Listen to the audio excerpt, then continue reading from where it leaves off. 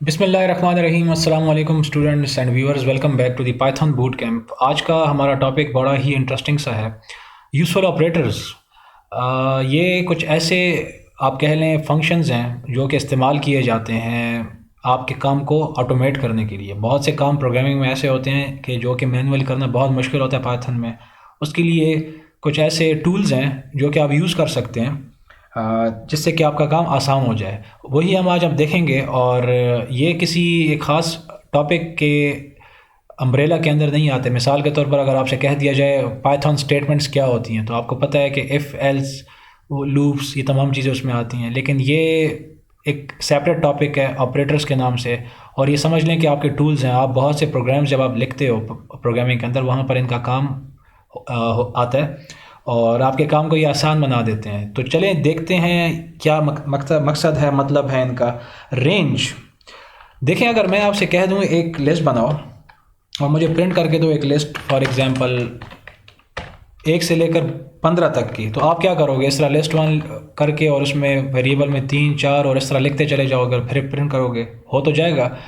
फिर मैं आपसे कहूँगा कि नहीं, मुझे 100 नंबर्स की लिस्ट बना के दो और प्रिंट करके दो, तो वो हो तो जाएगा, लेकिन टाइम कंज्यूमिंग, इतना टाइम होता नहीं है हमारे पास। तो इसके लिए आपने अगर एक लिस्ट जनरेट करनी है नंबर्स की, मैं वर्ड यूज़ कर रहा हूँ जनरेट करनी है, तो उसके लिए ऑपरेटर यूज़ होता है रेंज का। आप इस तरह रेंज लिखते हैं, वो देखें ग्रीन हो चुका है, और 1 से लेकर फॉर एग्जांपल अगर 10 तक की के नंबर्स की लिस्ट जनरेट करनी है तो आप 11 तक जाओगे, ठीक है। और इंटर करेंगे, आल्ट इंटर करो या रन कर दो, उससे ये रन हो जाएगा। लेकिन यहाँ पर एक चीज़ आपको मैं बताना चाहूँगा, वो ये है कि देखें यहाँ पर कोई रिजल्ट आपको नहीं मिला, वही चीज़ दोबारा आपके सामने आ गई है। तो याद रखें, ये जो रेंज ऑपरेटर्स हैं ना, ये जितने भी आज मैं आपको बता रहा हूँ, these are basically functions that are called generators. एक नई मैं आपको टर्म बता रहा हूँ। मेथड्स फंक्शंस तो हमने देखे, एक और टर्म यूज़ की जाती है जनरेटर्स। अब ये क्या है ये हम बाद में जाकर देखेंगे। फिलहाल अब याद रखें, ये कुछ खास ऑपरेटर्स होते हैं कि जिनको चलाने के लिए आपको इन ऑपरेटर्स को लिस्ट के अंदर टाइप कास्ट करना होता है। इसको टाइप कास्टिंग कहते हैं, ठीक है। लिस्ट लिखा आपने और उसके अंदर आपने इस तरह से करके लिख दिया रेंज और रन किया, तो अभी आप देख सकते हैं कि इस रेंज ने करके क्या दिया कि 1 से लेकर 10 तक के नंबर्स आपको जनरेट करके दे दिए, जनरेट करके देते हैं, ठीक है। जनरेटर इसलिए इसे कहा जाता है। This is basically not an electrical generator, but it would help you to generate numbers from 1 to 10 in this case।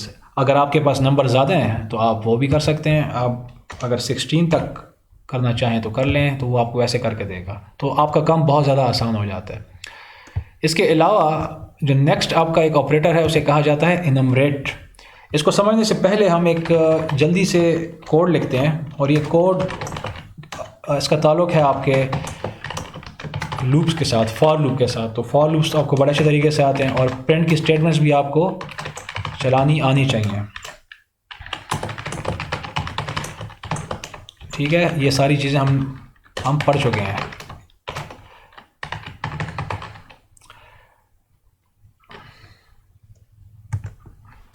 और ये थोड़ा सा आपका इसमें जो है आपकी रिवीजन भी हो जाएगी, हम वो देखेंगे। लेकिन ये हम देखते हैं कि इसमें होता क्या है। इसको अगर मैं रन करता हूँ तो देखें मैंने रन किया तो हुआ क्या है। यहाँ पर जो फॉर लूप्स पढ़ के आ रहे हैं उनको तो समझ आ जाना चाहिए यहाँ पर क्या हो रहा है। यहाँ पर ये हो रहा है कि आप इस कोड के ज़रिए से ये प्रिंट करवा रहे हैं कि ये हेलो जो है स्ट्रिंग किस पोजीशन पर कौन सा कैरेक्टर है। 0 पर h है, at index 0 the character is h, at index 1 the character is e and so on. कैसे हो रहा है, हम कैसे कंट्रोल कर रहे हैं इसको? मैंने एक वेरिएबल लिया इंडेक्स, उसमें क्या लिखा 0, लूप चलाया फॉर i इन HELLO, यानी कि लूप चलेगा तो i इस वक्त कहाँ पॉइंट कर रहा होगा, इस h को, और प्रिंट किया क्या, at index braces the character is braces dot format index comma I. इसका क्या मतलब है? एट इंडेक्स तो एज इट इज़ लिखा हुआ आ जाएगा, इस ब्रेसेस की जगह पे वो वैल्यू लिखी हुई आएगी जो कि इस इंडेक्स वेरिएबल में होगी। इस इंडेक्स वेरिएबल में इस वक्त क्या वैल्यू है? 0। क्यों? क्योंकि मुझे हर एक कैरेक्टर्स की इंडेक्स पोजीशंस प्रिंट करवानी है, और इस वक्त आई पॉइंट कर रहा है एच को, इसीलिए इंडेक्स में मैंने 0 से इनिशियलाइज उसको किया। और जब ये फर्स्ट आइटरेशन में ये स्टेटमेंट प्रिंट होगी ये वाली, तो क्या होगा, क्या लिखा हुआ आएगा? एट इंडेक्स, जो कि नज़र आ रहा है आपको, ब्रेसेस, इस ब्रेसेस की जगह पे वो वैल्यू आ जाएगी जो इंडेक्स में है। इंडेक्स में क्या है? 0, वो नज़र आ रहा है आपको। फिर लिखा हुआ आ जाएगा द कैरेक्टर इज़, ये भी आपको नज़र आ रहा है, और इस ब्रेसेस की जगह पे वो वैल्यू आ जाएगी जो कि आई, जिसको आई पॉइंट कर रहा है। आई इस वक्त किसको पॉइंट कर रहा है? ये फर्स्ट आइट्रेशन है इस एच को, तो देखें वो आ रहा है। ठीक है, ये वही फॉर लूप्स हैं। और अब नेक्स्ट आइट्रेशन के लिए जब ये आई किसको पॉइंट करेगा? ई को, तो ये ज़रूरी है कि इंडेक्स की वैल्यू भी इंक्रीमेंट की जाए ना, क्योंकि ई तो 1 पर है, 0 पर तो नहीं है। तो इसीलिए यहाँ पर इंडेक्स में एक वैल्यू 1 की जा रही है, इंक्रीमेंट की जा रही है हर आइट्रेशन पे। तो जब नेक्स्ट आइट्रेशन में प्रिंट होगा तो देखें वो इंडेक्स 1 हो चुका है, 2 3 4 और ये चलता चला जा रहा है। इसको हम एक और तरीके से भी कर सकते हैं। अब देखें यहाँ पर मैं आपको फॉर लूप्स नहीं बता रहा, ये हम कर चुके हैं। आप प्लीज़ अगर आपने नहीं देखे तो फॉर लूप्स के लेक्चर ज़रूर सुने, आपको आसानी होगी। इनमरेट से हम क्या कर सकते हैं? देखिए इनमरेट अगर मैंने लिखा और इनमरेट में मैंने ऐसे करके इसको दे दिया HELLO को और एंटर किया, रन किया सॉरी, तो देखें रन तो हुआ, लेकिन इस तरह से कुछ मैसेज आपको आ रहा है। अब ये मैसेज क्या है इस पे हम नहीं जाएंगे, लेकिन इतना हमें पता है कि this is a generator function या ऑपरेटर। तो इसको हमें लिस्ट के अंदर ऐसे टाइप कास्ट करना होता है। ठीक है, तो जब टाइप कास्ट आप करेंगे और चलाओगे इसको, तो अब आपको ये चला कर दे रहा है और कर क्या रहा है, बड़ा ज़बरदस्त तरीके से आपको बता रहा है। एक लिस्ट बनाई इसने, इनमरेट ने, और लिस्ट में आपको यहाँ पर 1 2 3 4 5 टपल्स बना के दे दिए और ऑटोमेटिकली आपको बता दिया कि 0 पोजीशन पर H है, 1 पर E है, यानी कि हर एक कैरेक्टर की इंडेक्स पोजीशन आपको बता दी और हर एक टपल बना के दे दिया। ये पहले टपल में फर्स्ट कैरेक्टर है और उसकी पोजीशन ये है, और एंड सो ऑन।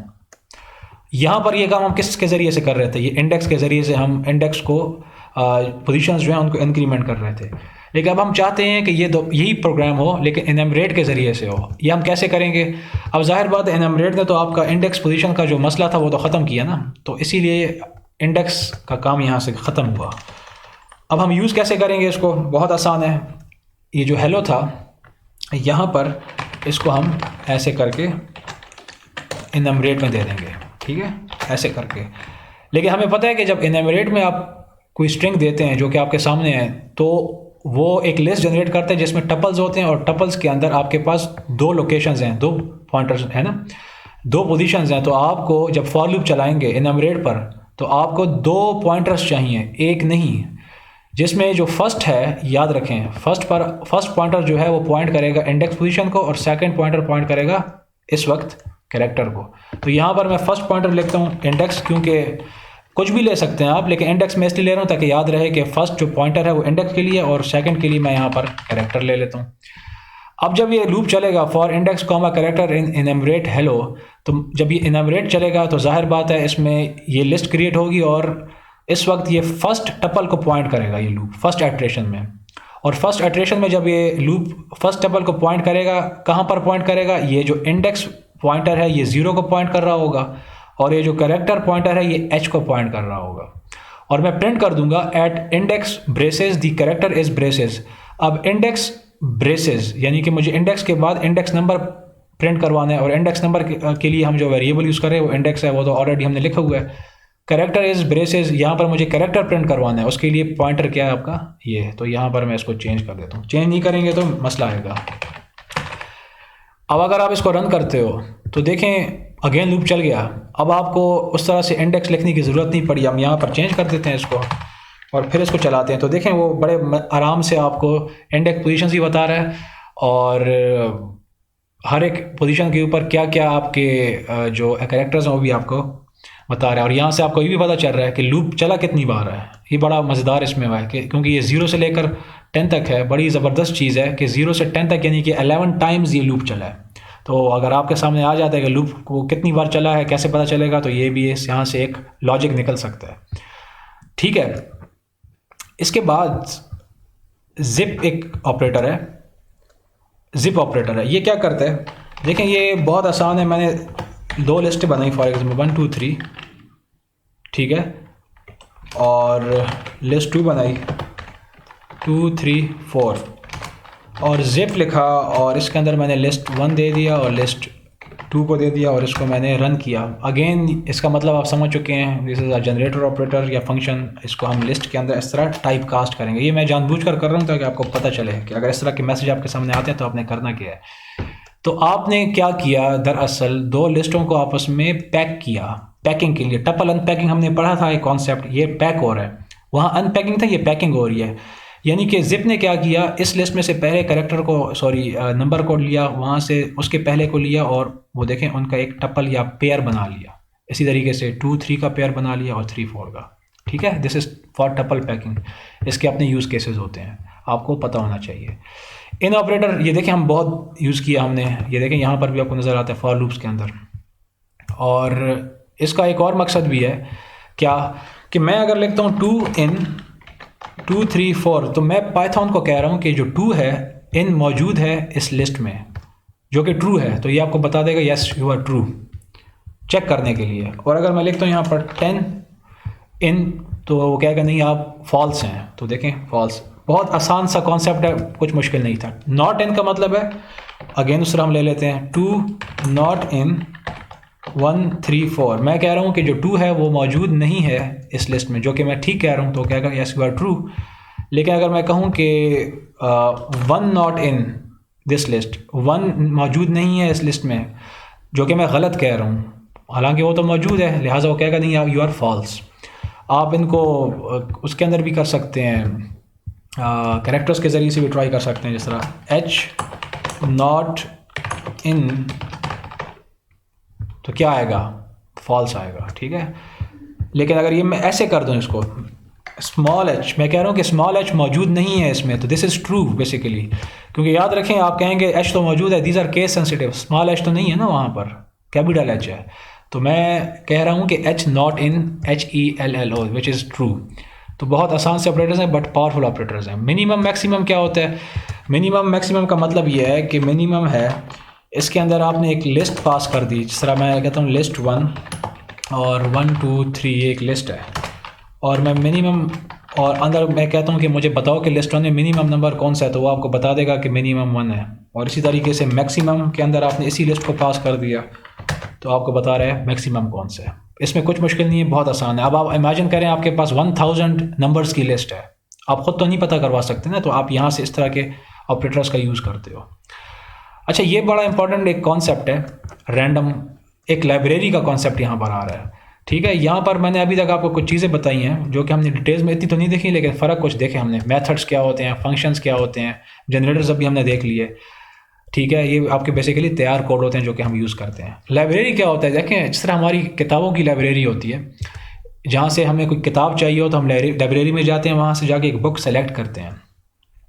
इसी तरह से पाइथन के अंदर भी कुछ लाइब्रेरीज़ होती हैं, और उन लाइब्रेरीज़ के अंदर कुछ स्पेशलाइज्ड फंक्शंस होते हैं जो कि आपने सेलेक्ट करने होते हैं, उन्हें इस्तेमाल करने से पहले आपको सेलेक्ट करना होता है। तो इसी तरह से एक लाइब्रेरी है पाइथन में रैंडम के नाम से। ठीक है, ये मैं जस्ट इंट्रोडक्शन दे रहा हूँ ताकि कुछ थोड़ा सा आपको इसका भी पता चले। और हमने एक फंक्शन यूज़ करना है शफल के नाम से। अब ये ऐसा फंक्शन है जो कि इस लाइब्रेरी में मौजूद है पाइथन की, और इस फंक्शन को हम डायरेक्ट यूज़ नहीं कर सकते। इस फंक्शन को पहले हमें इस लाइब्रेरी से लेना होगा, उठाना होगा और फिर इस्तेमाल करना होगा। अब क्वेश्चन ये है कि लाइब्रेरी से फंक्शन उठाने का तरीका क्या है। बहुत आसान,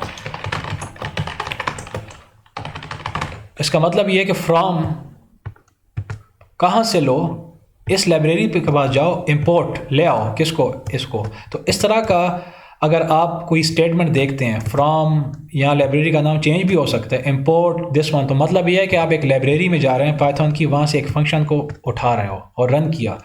अब जब रन करते हैं तो this is basically the function has been imported, the shuffle function has been imported from the random library. So अगर हम यहाँ पर एक और सेल लेते हैं, अब हम इस शफल फंक्शन को यूज़ करते हैं। कैसे करते हैं देखें, लिस्ट 1 अगेन मैं यहाँ पर डिफाइन कर रहा हूँ 1 2 3 4 5, ठीक है, और शफल, और इसके अंदर मैंने इसको पास किया लिस्ट 1 को, और इसको मैंने चला दिया, ये चल गया। अब अगर मैं दोबारा से लिस्ट 1 को प्रिंट करता हूँ, ज़रा गौर से देखिएगा, तो देखें वो लिस्ट शफल हो चुकी है, यानी कि उसने क्या किया कि उन 5 नंबर्स को शफल ने आपको मिक्स करके दे दिया। तो ये इसीलिए यूज़ होता है, बहुत सी जगहों पे इसका इस्तेमाल प्रोग्रामिंग में है।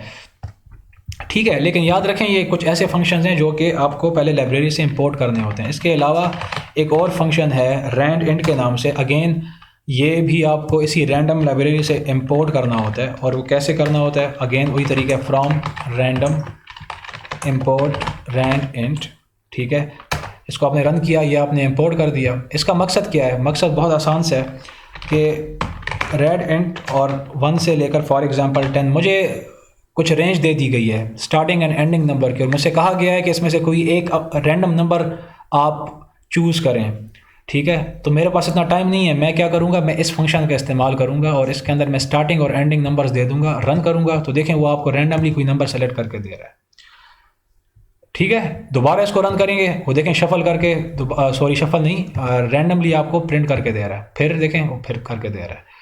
तो कहने का मकसद ये है कि अगर इस तरह के कोड आपको नज़र आ जाते हैं, जो कि हम आगे चल के देखेंगे, तो ये समझ लें कि फ़ंक्शन तो हम यूज़ कर रहे हैं लेकिन वो किसी लाइब्रेरी से आप इंपोर्ट कर रहे हैं। लास्ट में एक बड़ा इंपॉर्टेंट ऑपरेटर है इनपुट के नाम से, क्योंकि जब भी आप पाइथन के अंदर प्रोग्रामिंग करते हैं तो आप जब कोड लिखते हो किसी यूज़र के लिए लिखते हो ना, तो जब यूज़र चलाने वाला आपका कोड चलाएगा तो बाज़ औक़ात आप यूज़र से कुछ ना कुछ इन्फॉर्मेशन उसकी मांगते हैं कि भाई ये अपना एंटर करो, ये एंटर करो, तो कैसे आप करोगे, उससे कैसे सवाल करोगे, तो उसके लिए ये ऑपरेटर यूज़ किया जाता है इनपुट का, ऐसे करके। और फॉर एग्जांपल आप कहते हैं please enter your date of birth, enter your date of, ठीक है, डेट ऑफ बर्थ। इसको जब आप चलाते हैं तो देखें इस तरह से नज़र आता है उसको। अब देखें ये कर्सर यहाँ पर है, यानी कि ये यूज़र के इनपुट का वेट कर रहा है। ठीक है, यूज़र के इनपुट का वेट कर रहा है। वो कुछ भी लिखता है, एंटर करता है, तो देखें यहाँ पर आपके पास यूज़र के पास इस तरह से वैल्यू आ जाएगी। ये तो जस्ट मैंने आपको इनपुट कैरेक्टर का बताया, इसके तो इस्तेमालात बहुत ज़्यादा हैं। आपको पता होना चाहिए कि इनके बेसिक यूज़ क्या हैं। बाकी तो इसके फिर मज़ीद हम आगे कुछ एग्जांपल्स देखेंगे, मैं कुछ रिसोर्सेज भी आप सबके साथ शेयर करूँगा। आज के लिए इतना ही था।